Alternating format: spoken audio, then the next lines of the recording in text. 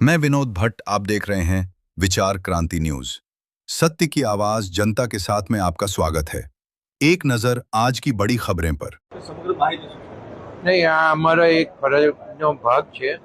ભાવનાબેન કરીને એક છોકરી કે જે ગઈકાલે એના પાલક પિતા સાથે મને સંતરામમાં મળી ગયા અને એમને મને રજૂઆત કરી કે આ છોકરીને ડાયાબિટીસ છે અને એને વારે ઘડીએ ઇન્સ્યુલિનની જરૂર પડે છે, તો અમે કોકના કોક ડોનર શોધીને એને ઇન્સ્યુલિન અપાવતા હોઈએ છીએ. તો મેં તે વખતે એમને એવું કહ્યું કે તમે આવતીકાલે મારા ઘરે આવજો અને હું સિવિલ હોસ્પિટલમાં તમને લઈ જઈશ.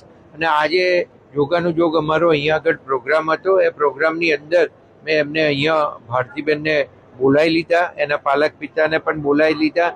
પણ એની ઉંમર 20 વર્ષની છે, એટલે એને પાલક પિતા તરીકે જે મળવું જોઈએ એ મળી શકે એવું નથી. પણ એ ગામ ડુમરાલના છે એટલે એનું સંપૂર્ણ ધ્યાન હું રાખીશ, કારણ કે મારો મત વિસ્તાર છે. પણ આજે જ્યારે એ અહીં આવી છે ત્યારે મેં સિવિલમાંથી અહીંયા ડૉક્ટરોને રજૂઆત કરી કે આ છોકરીને ઇન્સ્યુલિન આપવું આપણે જરૂરી છે અને એ સરકાર દ્વારા આપવામાં આવે એવી વ્યવસ્થા થાય એવું કરવું જોઈએ. એટલે આપણે એને એ ઇન્સ્યુલિનની પેન આપીએ છીએ અને એને શીખવાડી દે છે અને એના જે લોહીની ચકાસણી કરીને કેટલા પોઈન્ટ અને કેટલા યુનિટ એને ઇન્સ્યુલિન લેવું પડશે એ બધું એને શીખવાડી દેશે.